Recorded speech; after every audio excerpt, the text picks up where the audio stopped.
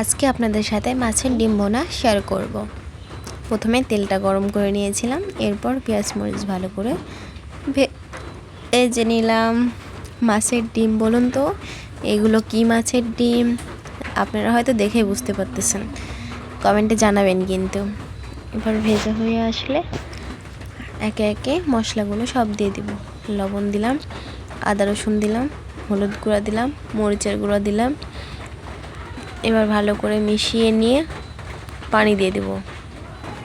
মশলাটা ভালো করে কষিয়ে আসলে, মশলার উপরে ভালো করে তেল চলে আসলে তখন মাছের ডিমগুলো দিয়ে দেব। দেখুন মশলাটা ভালো করে কষানো হয়ে এসেছে। এবার ডিমগুলো সব দিয়ে দিলাম। ডিমের সাথে ভালো করে মশলাটা মাখিয়ে নেব। মাখানো হয়ে আসলে এবার ডিমেতে হালকা পানি দিয়ে দেবো। এটা ডিমগুলো ছোট ছোট, বেশি পানি দিতে হবে না সিদ্ধ করার জন্য। ডিমটা ভালো হয়ে সিদ্ধ হয়ে আসলে দেখুন ফুটতেছে। ফোটা শেষে ভালো করে রস শুকিয়ে এসেছে। এবার নাড়তে থাকবো। নাড়া শেষ হলে একবারে ঝুরি ঝুরির মতো হয়ে আসবে। দেখুন আমি নামিয়ে নিয়েছি, ভাজা ভাজা হয়ে এসেছে। এটা খেতে যা মজা লাগে আপনারা না খাইলে বুঝবেন না।